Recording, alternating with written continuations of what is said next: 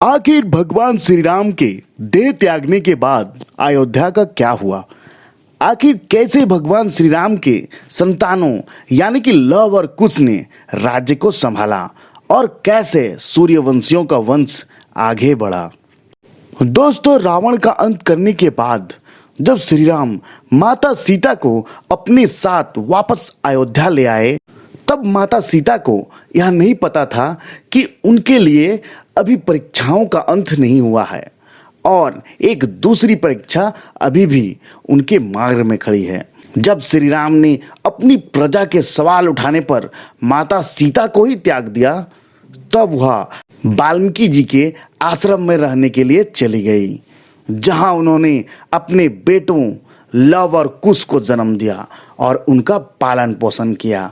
लेकिन इतना सब होने के बाद भी यह कहा जा सकता है कि माता सीता के पति श्री राम का यह प्रेम ही था, जिन्होंने सीता को त्यागने के बाद भी किसी दूसरी रानी से शादी नहीं की। वे सीता के अनुपस्थिति में उनकी कमी को पूरा करने के लिए अपने साथ ही योग में सोने की गुड़िया लेकर बैठते थे। सोने की गुड़िया इसीलिए क्योंकि सोने को सबसे पवित्र माना जाता है। जब भगवान श्री राम ने राजपाट छोड़ दिया तो उसके बाद रघुवंशियों का क्या हुआ। आखिर किसने शासन किया भगवान श्री राम के राजपाट छोड़ने के बाद। तो दोस्तों, उसके बाद कुश अपने सेना के साथ अयोध्या आए और उन्होंने वहां का शासन संभाला। उन्होंने कुमुदवत से ब्याह किया और अतिथि के पिता बने और उनके बाद अतिथि के पुत्र हुए निषाद और निषाद के पुत्र हुए नर।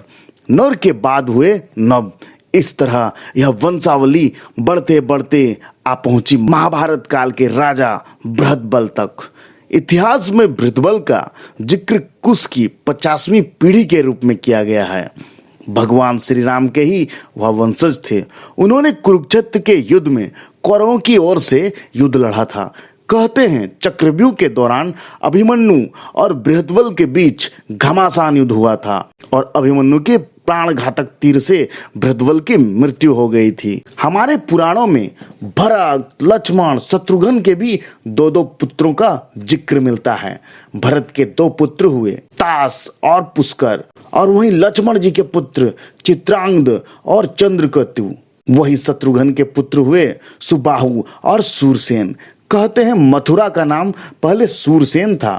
कहते हैं जब भगवान श्री राम को वनवास मिला तो उस समय में भरत जी का राज्याभिषेक होने वाला था, लेकिन भरत जी नहीं माने। उन्होंने दक्षिण कौशल प्रदेश में कुश और उत्तर कौशल प्रदेश में लव का अभिषेक कर दिया।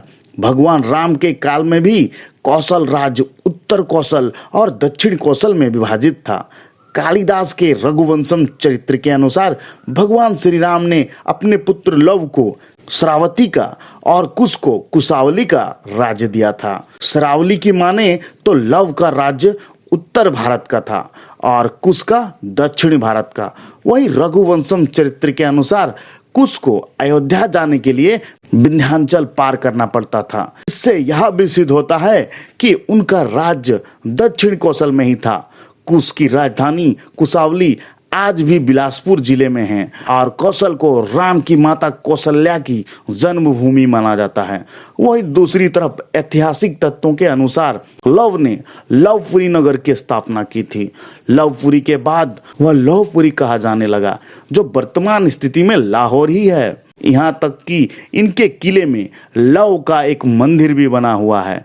दक्षिण पूर्व एशियाई देश लाओस स्थायी नगरी लोकपुरी दोनों ही उनके नाम पर रखे गए हैं। ऐसा माना जाता है कि इसके बाद लव के वंशज गुजरात चले गए और मेवाड़ में आकर बस गए, जहां इन्होंने सिसोदिया वंश की स्थापना की।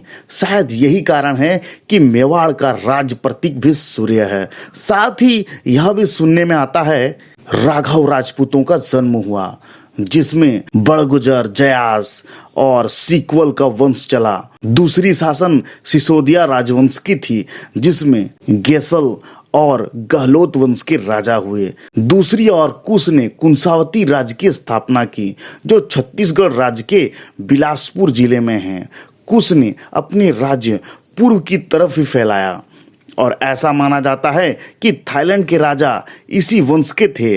शायद इन्हें कुछ कारण से थाईलैंड के राजा को आज भी राम की उपाधि देने की प्रथा यथावत है। साथ ही कुश से कुशवाहा यानी कि कछवा राजपूतों का वंश चला। इसके अलावा मौर्य, सैनी, सेव के संप्रदाय की स्थापना कुश के वंश से ही हुई। वहीं जेपी मित्तल की किताब हिस्ट्री ऑफ ऑथेंटिक इंडिया के अनुसार कुश की मृत्यु एक असुर के वध से हुई थी। इसके अलावा ऐसा कहा जाता है लव और कुश में से कुश का ही वंश आगे बढ़ा। इसी कारण इतिहास में कुश के वंशजों का वर्णन ज्यादा मिलता है। पुराणों में 30 दूसरे सूर्यवंशी राजाओं का जिक्र अभी भी मिलता है, जिसमें से एक नाम गौतम बुद्ध का भी है। सूर्यवंश के अंतिम राजा के रूप में राजा सुमित को ही माना जाता है। इन्होंने नंद वंश के संस्थापक पद्मानंद से हारकर अयोध्या को कस्बे में ले लिया था और इस समय ईसा पूर्व से 362 से लेकर 420 तक रहा होगा। वहीं भारत के सर्वोच्च न्यायालय में ये भी पूछा कि आगे जाकर राम के आज भी कोई वंशज अस्तित्व में है। तब जयपुर के राज परिवार में से दिया कुमारी ने एक पत्रावली के जरिए एक सबूत पेश किए, जिसमें अयोध्या के सभी राजाओं के नाम कर्म अनुसार लिखे हुए थे और इसमें राम के वंशज के रूप में 289 नंबर पर वंशज अमर जयपुर के सवाई जयसिंह का ही नाम आया था और इसी क्रम में 307 वंशज के रूप में दिया कुमारी के पिता महाराज भवानी सिंह का ही नाम मिलता है। तो इस तरह से आज भी यह वंशावली चलती आ रही है और आगे भी चलती रहेगी। हम भगवान श्री राम के ही अंश हैं, क्योंकि हमारा भारत अखंड भारत था। तो दोस्तों, अगर यह कथा आपको पसंद आई हो तो प्लीज़ एक प्यारा सा कमेंट कर दें। क्या पता आपका यह कमेंट किसी का जीवन बदल दे।